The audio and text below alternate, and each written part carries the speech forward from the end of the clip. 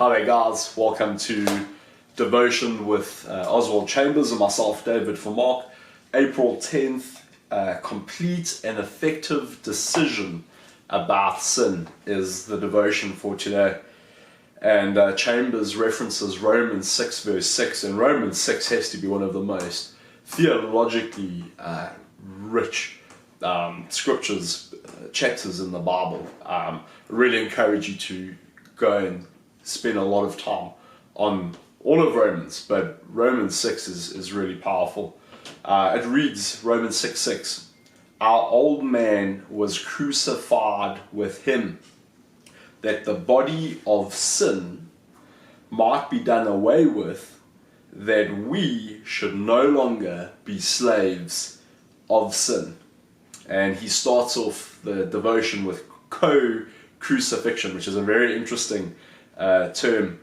He says, have you made the following decision about sin, that it must be completely killed in you?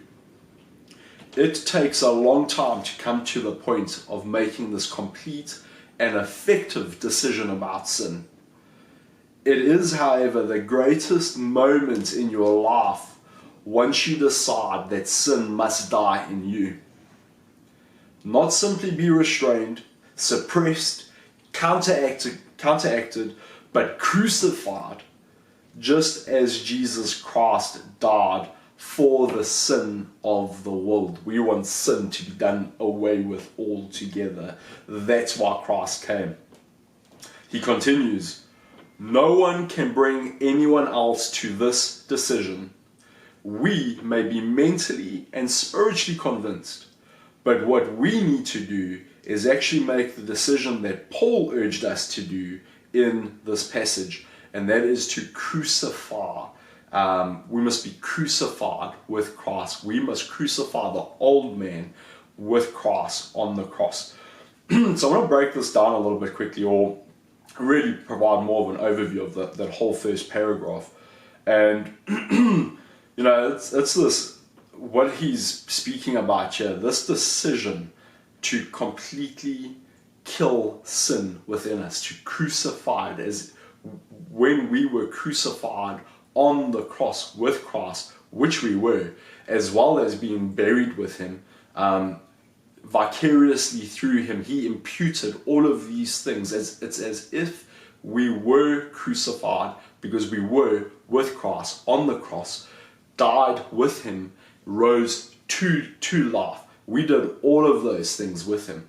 And for me, guys, part of my growth process in terms of this over here, and I've got so much further to go, let me tell you, but the things that have really brought me to this point in my life of where and how have I come about wanting this sin, recognizing the sinful nature in me, and then crucifying it. What God has been doing there with me has been a process, and it will be for all of us, this process of sanctification that the Bible speaks about, this being conformed to the image of Christ. Well, what that has been for me is, as I have grown closer in relationship with Christ, meaning I come to know and understand his word better, I spend more time with him, I want to be like him. I understand that him being the Lord of my life and repenting, saying I'm turning away from my old life and pursuing this new life, which is this life that Christ would have me have, which is the life that he lived to be like him. When we start doing those things and living in that way and abiding him in this way, there's so much that comes with all of that in life. Dying to self, there's so much weaved into our lives in the process of all of that, that in coming to spend more time with Christ, we desire to be less like ourselves. That's what it comes down to. He opens up our hearts and our eyes to who we are, to who he is, and he is just so good and so sweet and so pure and holy that we start wanting to be like that. And then as a desire of that, we start becoming more like that. He empowers us. But it takes an active will of our wills to want to press into that, to actively, and we're going to get to that now, desire to not be like us, and to actively desire knowing that there is Christ and to want to be like him. Chambers says, we may be mentally and spiritually convinced, but what we need to do is actually make the decision that Paul urged us to do in this passage. Pull yourself up, take some time alone with God, and make this important decision, saying, Lord, identify me with your death until I know that sin is dead in me. Make the moral decision, Chambers says, that sin in you must be put to death. Where he says, pull yourself up, take some time alone with God, and make this important decision, that is not a once-off time alone with God. That is a repetitive, ongoing, the very thing that we do through this devotion. Every day, spending time with God, abiding in him, being in his presence, being in relationship with him, quieting in our hearts and our minds, focusing on his word, and letting his spirit open up our eyes and our hearts spiritually to the things of him. And as that starts happening, he starts opening up our hearts, our hardened hearts, and he starts chipping away every single day. Little bit by little bit, this starts happening. But it can only be done with time with God. And very intentional, actively making him a part of your day, and taking up time, blocking out time out of your day for him to go and do this. And when you start doing that, the more consistent you start becoming with that, the more part of your day he starts becoming throughout your day, because more of his word starts being your intention, and you should be doing this, trying to store his word on your heart, in your mind. Memorize those scriptures that really stand out for you, that he is impressing on your heart and your mind. Go and take a look what those important key scriptures are, and apply them to your mind. So he goes on to say, and just quickly, that Lord, identify me with your death until I know that sin is dead in me. Make the moral decision that sin in you must be put to death.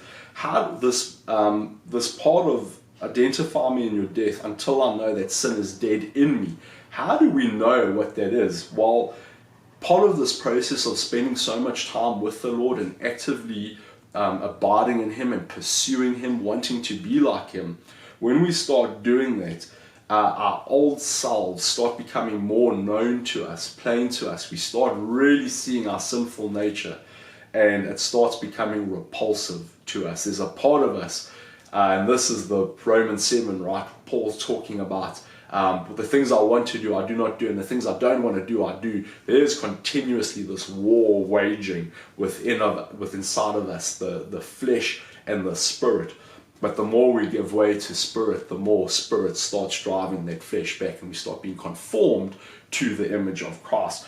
But we start knowing that this sin is dead in us, at least that process, that we're on that right path, when it starts becoming repulsive to us. When we go, oh man, I spend so much time with the Lord, and so when I start thinking certain things or wanting to do certain things, it's like, she's right here. He's inside of me. I can't bring that into his presence as this temple of God. I don't want to do that.